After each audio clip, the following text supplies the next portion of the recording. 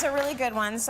Money questions. Safina from Toronto wants to know, should I give my kids an allowance? Oh, yeah. The kids want an allowance. The kids want an allowance? Yeah. When do you start the allowance? Why do you do the allowance? Should you do an allowance? Yes, you should do an allowance. Here's why.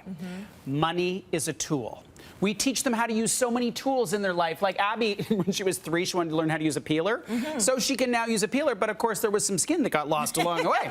But money is a tool. Allowance is a great way to teach it. And what you want to make sure you do is have it be consistent, same amount, Sunday night, whatever it is, whatever the plan is, have it be consistent, and have it not connected to anything else.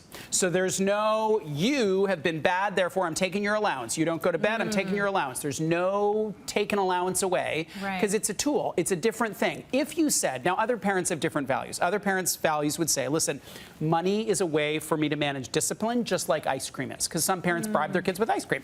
Other parents say, you know, I'm not going to bribe my kid with ice cream. They're going to get ice cream because people should have fun food, because we're on this planet for a short time and hopefully it's a good time.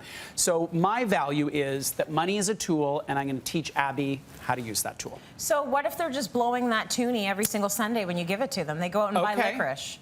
Do you like chocolate or I like black chocolate, or red? chocolate. Chocolate. Stop right there. So what you want to do is take yourself away from what they spend it on. Who cares? Who cares? But isn't it a tool to help them to learn how to save?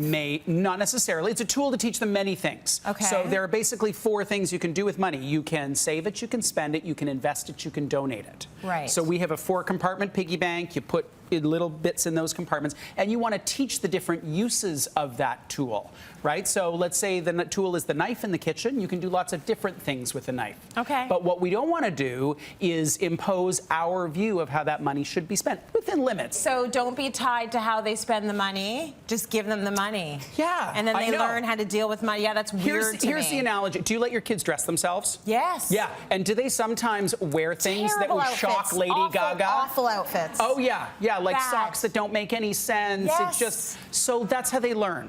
Yeah. That's how they learn. They develop their own way. They learn and they think, this is so learning. uncomfortable. I'm never wearing this again.